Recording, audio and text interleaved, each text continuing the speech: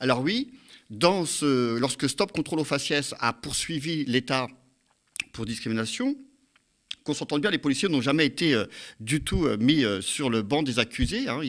Ceux qui avaient contrôlé aux faciès continuent à travailler comme il se doit. C'est l'État qui a été condamné.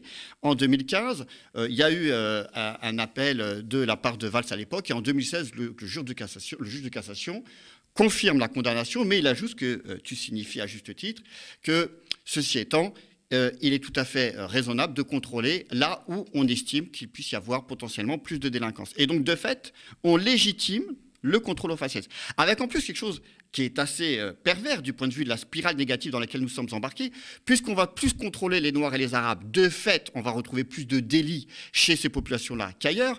Et on sait ensuite, parce que police, ça rime avec justice, nous savons par ailleurs que les personnes qui sont nées à l'étranger se retrouvent en comparution immédiate ou en détention provisoire de manière beaucoup plus conséquente que les autres, c'est x3, x4 que ceux, par rapport à ceux qui sont nés en France.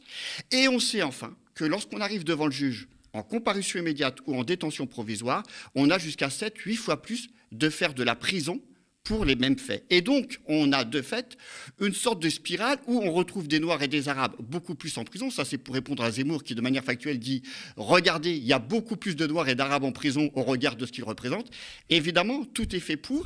Et c'est non seulement une spirale négative, mais c'est même une sorte de prophétie autoréalisatrice. C'est-à-dire que les flics, de base, disent on a raison de les contrôler puisque finalement c'est bien eux qu'on retrouve en prison. Eh bien, cela relève pour nous justement d'un des mécanismes du racisme institutionnel. Il ne s'agit pas de dire que tel juge ou tel juge sont racistes, il y en a sans doute, mais ce n'est pas notre propos.